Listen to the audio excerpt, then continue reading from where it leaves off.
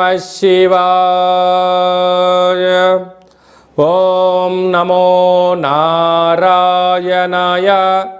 కర్మ నివారణ, నరదృష్టి నివారణ, సంచిత ప్రారబ్ధ ఆగమిక కర్మ నివారణ, తులాభార కాల భైరవాయ నమో నమః. ఓం దిగంబరాయ విద్మహే గజవాహనాయ ధీమహి తన్నో కపాలకాల భైరవ ప్రచోదయాత్. ఓం ఇంద్రాణీ శక్తి దేవ్యై నమోస్తుతే. హరి ఓం. మా ఛానల్కి స్వాగతం. చూస్తున్న వీక్షకులకు, ప్రేక్షకులకు, ప్రియ కాళ భైరవ భగవద్బంధులకి స్వాగతం పలుకుతూ, మమ్మల్ని ఎంతగానో ఆదరిస్తూ ఉండబడినటువంటి ప్రియ సోదర సోదరీమణులకు అందరిపైనను, సనాతన ధర్మ సంరక్షకులకు, జ్యోతిష్య అభిమానులకు అందరికీ కూడా స్వాగతం పలుకుతూ, ఆదివారం అమావాస్య పుష్యమి నక్షత్ర సందర్భంగా అందరికీ నిండు నూరేళ్ల ఆయురారోగ్యాలను ప్రసాదించాలని శ్రీ కాళీ సమేత కాళభైరవ స్వామిని వేడుకుందాం. అందులో ఈసారి ఆదివారం అమావాస్య పుష్యమి నక్షత్ర సందర్భంగా రవి పుష్యార్క యోగం అందరికీ కలగాలని, అందరికీ మనతో రాబోయేటువంటి భవిష్యత్తులో ఉండబడినటువంటి 7 తరాల వారికి అద్భుత ధన రాజకీయ యోగ సకల ఐశ్వర్యం ఆనందాన్ని ఆ బుధాదిత్య రాజయోగ కారణము, రవి పుష్యార్క యోగ కారణము, ఆదివారం అమావాస్య కారణం చేత అందరికీ ప్రసాదించాలని కోరుకుందాం. 1/8/2024 నుండి 15/8/2024 వరకు పుట్టినటువంటి వారందరికీ కూడా ముందస్తుగా జన్మదిన శుభాకాంక్షలు. గతంలో వివాహం చేసుకున్న వారికి వివాహ వార్షికోత్సవ శుభాకాంక్షలు.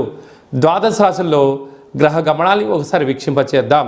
వృషభ రాశిలో కుజుడు మరియు దేవగురు బృహస్పతి సంచార స్థితి, కర్కాటక రాశిలో రవి సంచార స్థితి, సింహరాశిలో బుధ శుక్ర సంచార స్థితి, కన్యరాశిలో కేతు భగవానుడు సంచార స్థితి, కుంభరాశిలో శని భగవానుడు వక్రగమన సంచార స్థితి, మీనరాశిలో రాహు సంచార స్థితితో ద్వాదశ రాశుల్లో గ్రహ గమనాలు ఈ విధంగా ఉన్నాయి.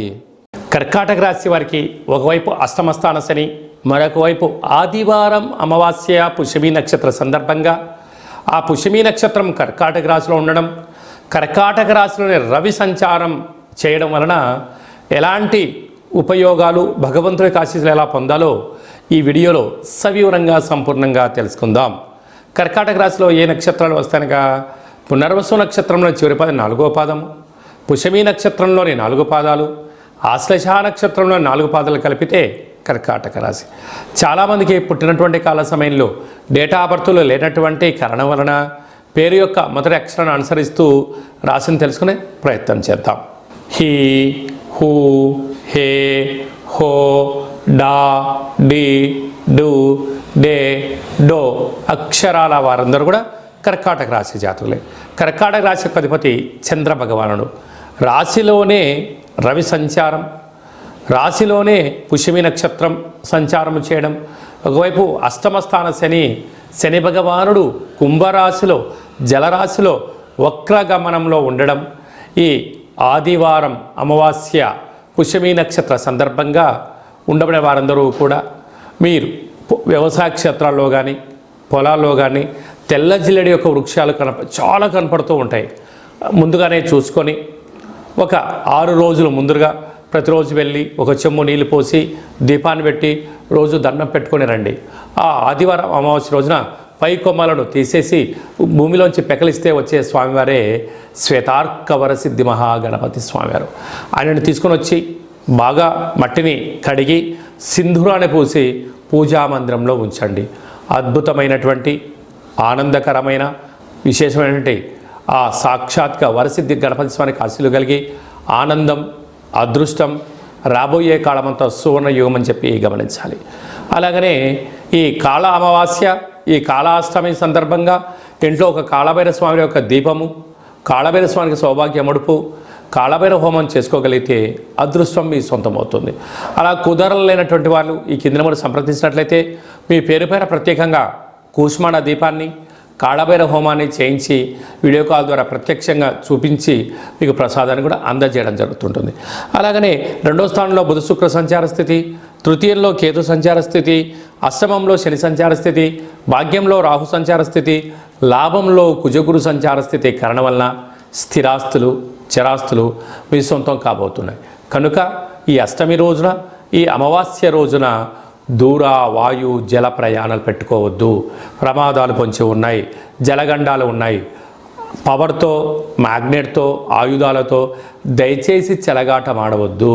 అలాగా స్వయం వృత్తులు, సేవా రంగాలు, వ్యాపారాలు, రియల్ ఎస్టేట్ రంగాలు, హోటల్ వ్యాపారాలు, సాఫ్ట్వేర్, హార్డ్వేర్ ఉద్యోగస్తులు, వ్యవసాయ సోదరీమణులు, గృహ భవన నిర్మాణ కార్యక్రమం చేసేవారు, అనేక రంగాల వారికి మంచి కాలం ఉంది. జాగ్రత్తగా దీపం ఉండగానే ఇల్లు చక్కబెట్టుకోండి. రాబోయే భవిష్యత్ అంతా కర్కాటక రాశి వారిదే అని చెప్పి గమనించాలి. ముఖ్యమైనటువంటి పండగల గురించి క్లుప్తంగా సవివరంగా సంపూర్ణంగా తెలుసుకుందాం. 4వ తారీఖు 8వ నెల 2024 సంవత్సరంలో ఆషాఢమాస బహుళపక్ష ఆదివారము అమావాస్య పుష్యమీ నక్షత్ర సందర్భంగా చాలా మహోన్నతమైన పర్వకాలం అని చెప్పి గమనించాలి. ఆదివారం అమావాస్య వస్తేనే అందరికీ పెద్ద పండగ. అందులో పుష్యమీ నక్షత్రంతో కూడుకున్నటువంటి అమావాస్య కావడం వలన మనకు బహిరి ప్రాంతాలలో వ్యవసాయ క్షేత్రాల్లో తెల్ల జిల్లేడు వృక్ష ఉండడం జరుగుతూ ఉంటుంది. ఏపుగా పెరిగినటువంటి వృక్ష దేవత కింద శ్వేతార్క వరసిద్ధి మహాగణపతి స్వామివారు వృక్ష రూపంలో ఉండడం జరుగుతుంటుంది. ఆ గణపతి స్వామివారిని తెచ్చుకొని గృహంలో ఉంచుకున్నట్లయితే మనకు భావి తరాలకు 7 తరాల వారికి అద్భుతమైన ఆనంద యోగం, అమృత యోగం, ధనయోగం, రాజకీయ యోగం కలుగుతుందని చెప్పి గమనించాలి. కనుక మనం అమావాస్య రోజు ఉదయాన్నే నిద్రలేచి ఇంటిని అలా శుద్ధి పెట్టుకొని మంగళ స్నానాలు చేసుకొని ఇంటికి మామిడాకులు కొబ్బరాకులను ఏర్పాటు చేసుకొని సూర్య నమస్కారం చేసి సూర్య భగవానికి అర్ఘ్యం వదిలిపెట్టడము, ఒక తెల్ల జిల్లేడు ఆకులలో చక్కెర పొంగలి పాయసాన్ని భగవంతుడికి నైవేద్యంగా ఏర్పాటు చేయడము, సూర్య నమస్కారాలు, సూర్య ఆసనాలు, సూర్యోపాసన, ఓం హ్రాం హ్రీం రౌం సహ సూర్యాయ నమః అనేటువంటి మంత్రాన్ని ఒక 108 సార్లు తప్పకుండా పారాయణం చేసినట్లయితే అద్భుత యోగం కలుగుతుందని చెప్పి గమనించగలగాలి. అలాగనే మధ్యాహ్నం పూట గతించినటువంటి పెద్దవారి పేరు పైన నువ్వులు, దర్భలు, నీళ్ళను వదిలిపెట్టడం, పక్షిరాజ వారైనటువంటి కాకిరాజు వారికి ఆహారాన్ని ఏర్పాటు చేయడం, గతించిన వారి పేరు పైన సునకపు మహారాజులకు ఆహారం ఏర్పాటు చేయడం, దేవాలయంలో బ్రాహ్మణుడికి స్వయంపాక దానాన్ని ఏర్పాటు చేయడం వలన గతించినటువంటి వారి యొక్క పితృదేవతల యొక్క ఆశీస్సులు ఉంటాయని చెప్పి గమనించాలి. సాయం సంధ్య కాగానే సాయంత్రం 4:30 నుండి 6 గంటల వరకు రాహుకాల సమయం ఉంటుంది కనుక ఇంట్లో ఒక అష్టదళ పద్మాన్ని వేసుకొని నిమ్మకాయలతో దీపాన్ని వెలిగించడము, విష్ణు సహస్రనామ పారాయణం కానీ లలిత సహస్రనామ పారాయణం చేయడం వలన ఇంటిలో రాహుకాలంలో చేసే పూజ ఫలిత ప్రభావం వలన నరదృష్టి, శత్రు ప్రభావాలు తొలగిపోతాయి.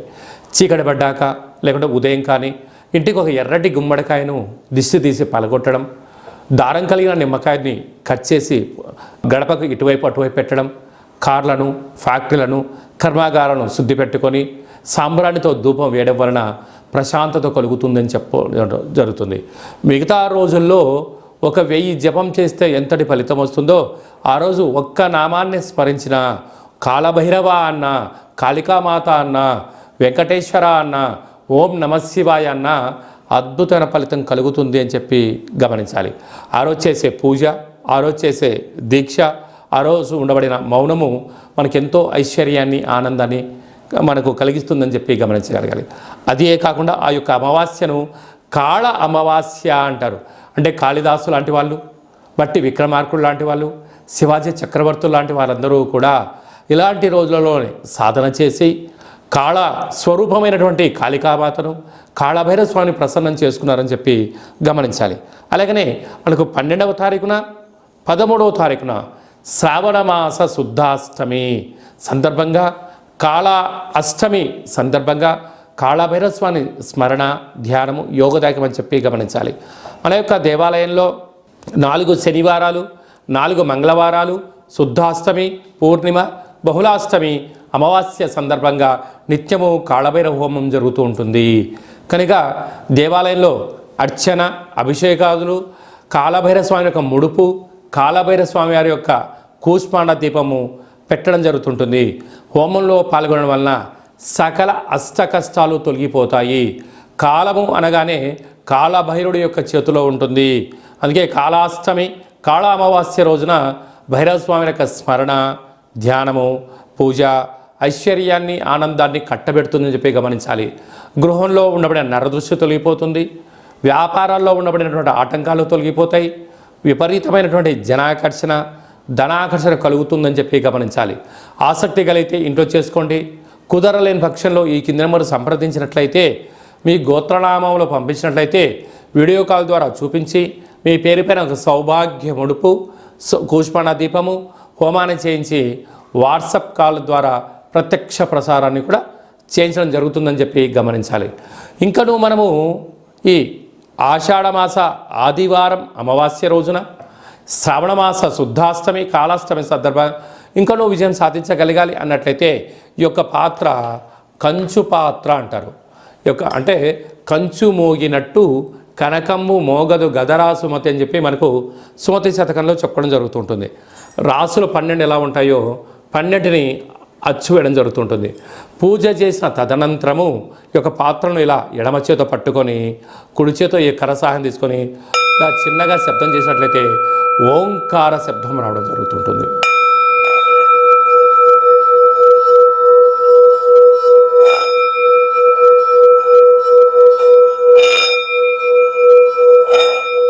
ఈ ఒక ఓంకార శబ్దం ధ్వని వలన మానవుని యొక్క శరీరంలో చక్రాలు వికసింపచేయడం, ఇంట్లో ఉండబడినటువంటి దరిద్ర దేవత బయటికి వెళ్ళడం, గ్రామంలో సంచరించేటువంటి మహాలక్ష్మి దేవత గళ్ళు గళ్ళు అంటూ మన ఇంటికి రావడం, మన ఇంట్లో అమ్మవారు కూర్చోవడం వలన సకల ఐశ్వర్యానికి, సకల ఆనందానికి అపార కుబేర సంపన్నులు అవుతారని చెప్పి గమనించాలి.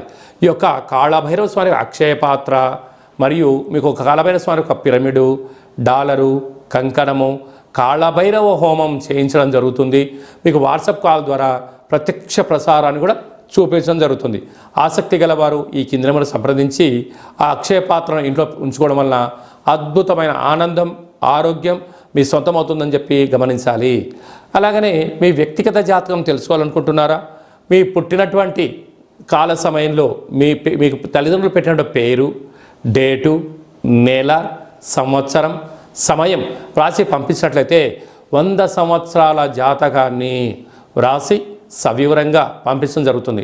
మీరు పుట్టినప్పుడు గ్రహ గమనాలు ఎలా ఉన్నాయి, ప్రస్తుతం ఎలా ఉంటున్నాయి, రాబోయే కాలంలో ఎలా ఉండబోతున్నాయో సవివరంగా సంపూర్ణంగా తెలియజేయడం జరుగుతుంటుంది. అలాగనే చాలామందికి పుట్టినటువంటి కాల సమయంలో డేటా బర్త్లు లేనటువంటి వారందరికీ మీ పేరు యొక్క మొదటి అక్షరాన్ని అనుసరిస్తూ రాసి తెలియచేస్తూ ప్రస్తుత కాలమాన ప్రకారంగా గ్రహ గమనాలు ఎలా ఉన్నాయి, భవిష్యత్తులో ఎలా ఉండబోతున్నాయో అనేటువంటి విషయాన్ని తెలియచేస్తూ రమణ శాస్త్రం ద్వారా అనగా గవ్వల ద్వారా భూత, భవిష్యత్, వర్తమానాన్ని తెలియజేయడం జరుగుతుంది గవ్వల ద్వారా. కనుక డేటా బర్త్లు లేనటువంటి వారికి గవ్వల ద్వారా జ్యోతిష్యాన్ని చెప్పడం జరుగుతుంది. కనుక మన వ్యక్తిగత జాతకాన్ని తెలుసుకుందాం, గ్రహాలలో ఉండబడిన దోషాలను తెలుసుకుందాం, తినేటువంటి ఆహారాల్లో, వేసుకునే వస్త్రాల్లో, చేసే పనుల్లో స్వల్పమైన మార్పులు చేసుకుందాం. అద్భుతమైన, ఆనందకరమైన, ఆరోగ్యకరమైన, కుబేర సంపన్నమైన జీవితానికి స్వాగతం పలుకుతాం. కనుక ఆసక్తి గలవారు ఈ కింద సంప్రదించి అపాయింట్మెంట్ తీసుకొని సంప్రదించగలరు. అలాగనే మీ అబ్బాయికి కానీ అమ్మాయికి కానీ ఎంత ప్రయత్నం చేసినా వివాహం అవ్వడం లేదా? ఎందుకు వివాహం అవ్వడం లేదు? జాతకంలో ఎలాంటి దోషాలు ఉన్నాయి, వివాహం ఎప్పుడవుతుంది, ఎలాంటి అబ్బాయితో అమ్మాయితో కలపడం వలన వీరి యొక్క గణగుణాలు బాగుంటాయో తెలుసుకోవడం జరుగుతుంటుంది. కనుక జాతకాన్ని తెలుసుకుందాం, మంచి వివాహ సంబంధం తెచ్చుకుందాం, భావితరాల్లో మంచి ఆనందకరం జీవితం పొందుదాం. కనుక వచ్చేటువంటి జాతకాన్ని వధువరుల యొక్క పాదాలు, గుణాలు, సంతాన యోగము, అలాగే విదేశీయాన యోగము, ఎలాంటి యోగాలు ఉన్నాయో కూడా తెలుసుకుందాం. అలాగే మీ అబ్బాయికి కానీ అమ్మాయికి కానీ చిన్నపిల్లలు పుట్టినట్లయితే ఏ మాసంలో పుట్టితే ఎలాంటి పేర్లు పెట్టుకోవాలి, నక్షత్రంలో ఉన్న విశిష్టత ఎంతో కూడా తెలియజేయడం జరుగుతుంటుంది. ఈ యొక్క మాసంలో పుట్టినటు రోజు వారందరికీ కూడా, అలాగే వివాహ వార్షికోత్సవం చేసుకుంటున్న వారందరికీ కూడా మన యొక్క దేవాలయంలో ప్రత్యేకంగా కాళభైరవ హోమం చేయించడం జరుగుతుంటుంది. అలాగనే ప్రసాదం కూడా మీకు పంపించడం జరుగుతుంది. మనమందరము కూడా కలియుగ కాలంలో కాళభైరవ స్వామికి స్మరణ చేద్దాం. కష్టాలకు స్వస్తి పలుకుదాం, ఐశ్వర్యానికి స్వాగతం పలుకుతాం. అందరికీ ఆదివారం అమావాస్య పుష్యమీ నక్షత్ర సందర్భంగా ఆశీస్సులు కోరుకుంటూ ఆశీర్వచనం. ఓం కాళకాలాయ విద్మహే కాళాతీతాయ ధీమహి తన్నో కాళభైరవ ప్రచోదయాతు. శతమానం భవతి శతాయు పురుష సతేంద్రియ ఆయుష్యేవేంద్రియే ప్రతిష్టతి. ధనం ధాన్యం బహుపుత్రలాభం శత సంవత్సరం దీర్ఘమాయు.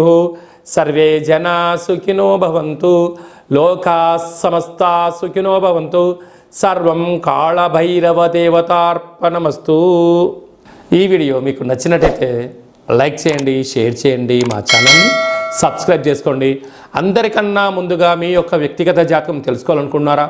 అందరికన్నా అదృష్టాన్ని ఐశ్వర్యాన్ని తెచ్చేటువంటి విషయాలు తెలుసుకోవాలనుకుంటున్నారా అన్నట్లయితే గంట సింబల్ ప్రెస్ చేయండి, ఆల్ అనే బటన్ తెలియచేసి మీరు ఎవరి క్షేమాన్ని కోరుకుంటున్నారో, మీ క్షేమాన్ని ఎవరైతే కోరుకుంటున్నారో ఈ ఆధ్యాత్మికమైన సమాచారాన్ని చేరవేసి భగవంతుడి యొక్క ఆశీస్సులు పొందగలరు.